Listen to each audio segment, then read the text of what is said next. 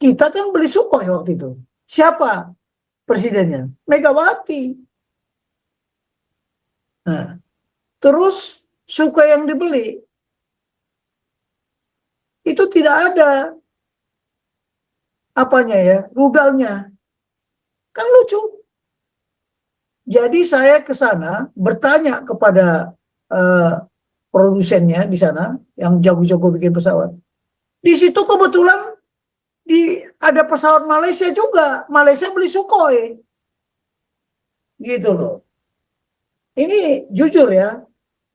Saya bilang, ini apa perbedaannya Sukhoinya Malaysia sama Sukhoi saya? Kok ini beda komunikasinya? Ini kok nggak ada?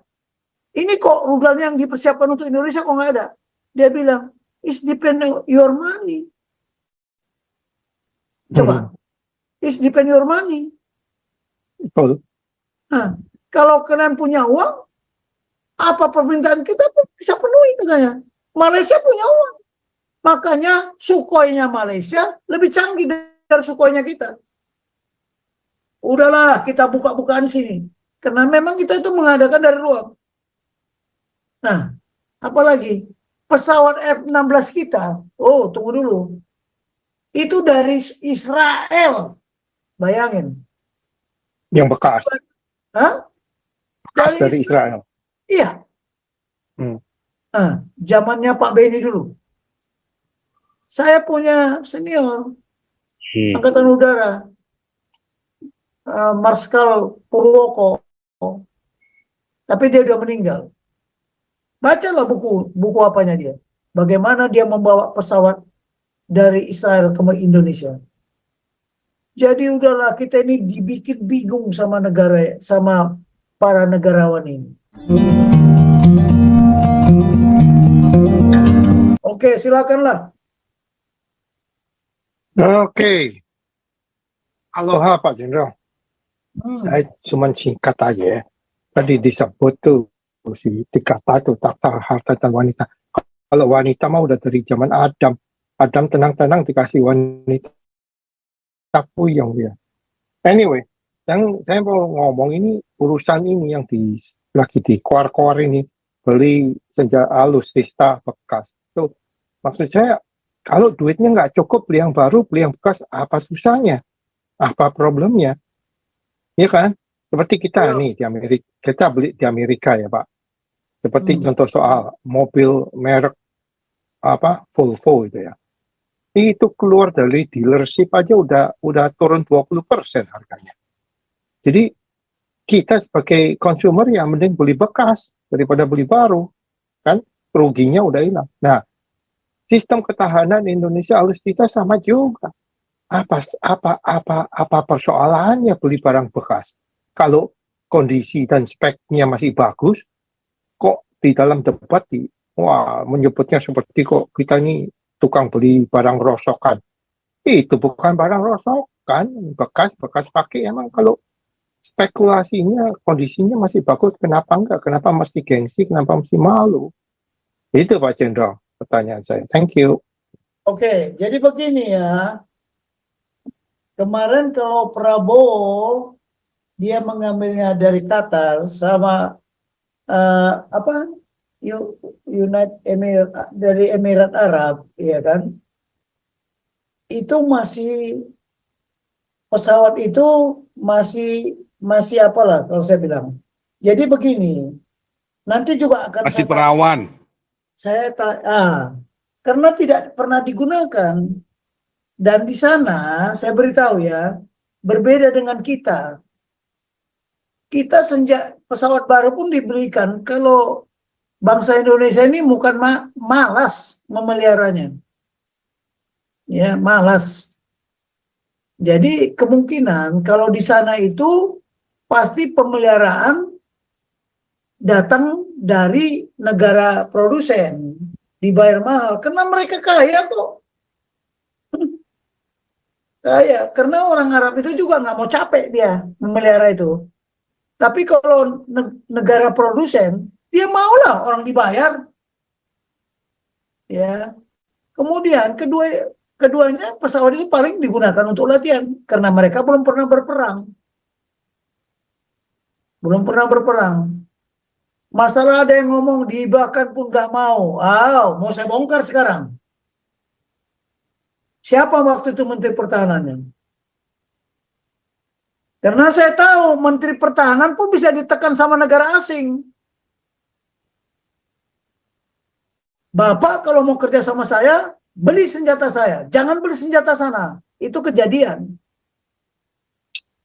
Ya, Ya, ya itu kan Arab Saudi sama US Pak kan gitu. iya, Senjata makanya Saudi kalau kan Amerika semua. enggak, itu dari Prancis, Mirage itu. Ya, Ya, Merat. Tapi kan F-16 kan, ya kan. apa? Ya, itu gini Pak, itu Pak Jenderal gini. Saudi Arabia itu duit banyak, jadi dia beli pesawat baru semua kan. Terus contoh soal, dia beli F-16 dari Amerika. Itu bukan F-16 juga versinya lain loh sama yang kita punya. Yang dijual itu teknologinya lebih berkurang dong. Ya kita nggak mau kalah dong. Bener nggak?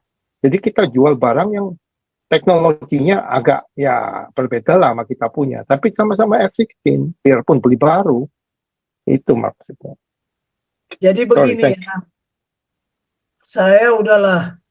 saya kan perwira yang mengkaji ya, karena jabatan saya dulu Pusat Kajian Strategi TNI. Sampai alutsista pun saya kaji. Organisasi TNI pun saya kaji.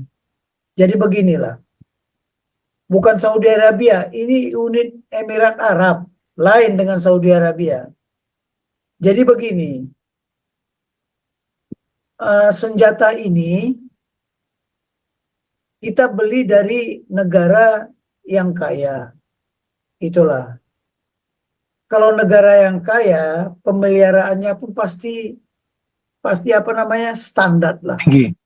Ya, berbeda kalau kita beli senjata dari negara yang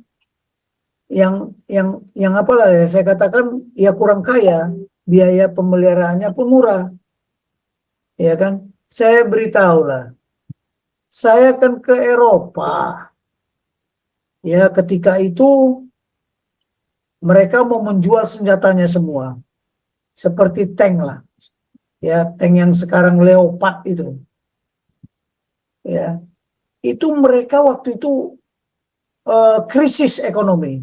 Kapan itu? Masa krisis ekonomi itu? Ya, 98. bukan, ada lagi 2008 kalau nggak salah. 2008. Jadi dia menawarkan ke Indonesia, ya kan? Dia bilang belilah Leopard ini. Makanya ada dulu istilah, saya sampai ribut, saya tak boleh ngajar di Sesquad itu gara-gara itu. Saya bilang, kita beli 25 dikasih 50, apa gunanya? Tank Leopard itu apa gunanya dibeli? Saya bilang. Tidak cocok di Indonesia, itu cocoknya di gurun pasir, saya bilang. Medan kita nggak cocok. Makanya mereka tidak punya ilmu bagaimana memilih senjata. Ya, ini tak saya siapkan slide-nya, tapi nanti saya bisa ngomong luar kepala. Kemudian begini lagi, nggak ada yang mengamati. Kalau presidennya pro Amerika, pasti pesawatnya dari Amerika atau NATO. Kalau presidennya pro Rusia, pesawatnya juga beli Rusia. Pak Andi, saya ke Rusia, ya, waktu itu.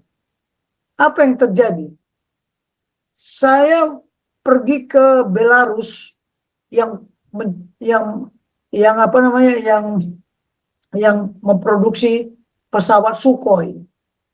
Tahu nggak? Kita kan beli Sukhoi waktu itu. Siapa presidennya? Megawati. Nah, terus Sukhoi yang dibeli itu tidak ada apanya ya, rudalnya. Kan lucu. Jadi saya ke sana bertanya kepada produsennya di sana yang jago-jago bikin pesawat. Di situ kebetulan ada pesawat Malaysia juga. Malaysia beli Sukhoi. Gitu loh. Ini jujur ya. Saya bilang, ini apa perbedaannya Sukhoi-nya Malaysia sama Sukhoi saya? Kok ini beda komunikasinya? Ini kok nggak ada? Ini kok rudalnya yang dipersiapkan untuk Indonesia kok nggak ada? Dia bilang, it's depend on your money. Coba, it's depend your money. Betul. Nah, kalau kalian punya uang, apa permintaan kita bisa penuhi katanya. Malaysia punya uang. Makanya Sukhoi-nya Malaysia lebih canggih dari Sukhoi-nya kita. Udahlah, kita buka-bukaan sini. Karena memang kita itu mengadakan dari luar. Nah, apalagi pesawat F-16 kita, oh tunggu dulu, itu dari Israel. Bayangin. Yang bekas. Hah? Bekas dari Israel. Iya. Nah, zamannya Pak Benny dulu. Saya punya senior Angkatan Udara, Marskal Purwoko, tapi dia udah meninggal. Bacalah buku apanya dia. Bagaimana dia membawa pesawat dari Israel ke Indonesia. Jadi udahlah, kita ini dibikin bingung sama negara, sama para negarawan ini. Tapi ingat, ya, saya pernah mendengar dari senior, kekuatan angkatan bersenjata itu ya kuat kalau alutsista dibuat sendiri. Ya Cina itu kuat kenapa? Semua alutsistanya dari dia, mulai dari paku. Nah, ini jadi, aduh, saya sebagai militer ya berat juga lah melihat kondisi seperti itu. Kemudian ada komentar lagi, kan Pak Prabowo kan bilang begini, waktu zaman Bung Karno kita juga membeli yang bekas, ya, membeli yang bekas, padahal beli pun tidak itu, yang dari Rusia itu semua, waktu perebutan Trikora. Pinjaman. Nah, Tapi Pak Topeng ini you punya ekspektasinya tuh high. Gimana mau bikin senjata sendiri, mau bikin mobil aja gak bisa. Nah, jadi Indonesia ini kan, kalau Indonesia punya Sukhoi di Madiun sana, kalau nggak ada rudalnya, terus Sukhoi buat apa tuh? Ya, makanya untuk pameran aja show of force. Helikopternya itu juga nggak punya radar apa itu. Wah, untunglah pilot-pilot kita jago itu. Bisa mendarat, bisa apa. Tapi itulah keadaan kita. Karena siapa Menteri Pertahanannya waktu itu? Aku malas lah membuka itu. Ngapain menjalik-jalikan senior. Sekarang kita berpikir ke depan lah. Apa postur pertahanan kita? Ya, bagaimana menggelar. Tadi sudah saya berikan gambaran. Jadi setiap komando gabungan itu harus punya darat, laut, dan udara. Tapi bagaimana dia melindungi wilayah yang dipertanggungjawabkan sama mereka? Nah, itulah. Belum lagi latihannya, belum lagi doktrinnya. Oh, banyak sekali yang harus didirikan itu. Saya udah belum lagi spare partnya, Pak Tobing. Iya, Pak Andi, saya buka aja lah ya. Saya karena luar kepala, jadi itu tidak saya bikin slide-nya di sini. Kalau kita mau membeli alutsista, syarat-syaratnya apa? Pertama, dia harus apa? Dia strategi requirement, ya, kebutuhan strategi supaya menjadi efek penangkal. Itu dulu. Yang kedua, ya, operational requirement. Bagaimana bisa beroperasi di wilayah Indonesia yang cuacanya hanya 2 musim, panas dan musim hujan. Iklimnya seperti ini. Kan beda kapal selam yang bertempur di arus dingin sama di arus panas umpamanya. Beda kan? Kemudian yang ketiga, technical requirement, tactic requirement. Bagaimana ini bisa dioperasikan oleh satuan darat, satuan udara, satuan angkatan laut. Yang keempat, technical requirement. Tadi ada operational requirement ya, tactical requirement. Bagaimana mempunyai kill probability 90%. Jadi senjata yang kita beli ini, pesawat yang kita beli, angkatan laut yang kita bisa beli, itu mempunyai kill probability 90%. Usia pakai, secara teknologi, usia pakainya, save life-nya, ya, minimal 30 tahun. Tapi Mirage ini, kemarin kan Prabowo ngomong, masih bisa dipakai 15 tahun lagi. Mungkin saya sudah mati pun. Ya kan? Saya sudah mati. Kemudian apa lagi? Kill probability usia pakai. R&D. R&D itu Research and Development. Apakah Mirage ini bisa dikembangkan lagi? Jadi datang, aduh ada ustadz apa itu? Bisa dikembangkan. Dari sistem senjata yang sekarang mungkin perlu ditambahkan.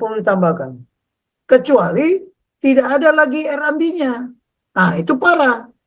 Oh, nanti masalah suku cadang. Keperluan suku cadang. Oh, kami nggak produksi lagi sistem senjata ini. Mateona. Dibikinlah sendiri. Ah, bikin sendiri belum mampu. Ya kan? Kemudian apalagi ya technical ini harus standar NATO. Kenapa harus standar NATO? Karena suatu waktu kita melaksanakan tugas perdamaian diperiksakan oleh PBB. Apa alutsista yang Anda miliki? Oh, ini nggak standar, ini buatan ini katanya. Mau apa? Nah. Mau apa? Udah deh Kemudian, Pak Tobing, mahal loh, banyak yang ngantri. Thank you. Ya, banyak kali persyaratan itu. Kurang Pak Matias dan Nukulio ya. Yang sudah jadi co-host, Pak Ben, Pak Andi, Pak Teddy, kapan aja boleh ikut nimbung ya, nggak apa-apa ya. Pak Urang silakan. Supaya rame, seru diskusinya. Kalau enggak kita nanti monolog doang. Ya, Pak Urang silakan. Kau bilang kau menang debat, lawan domba yang sesat. Kau bilang banyak yang tobat.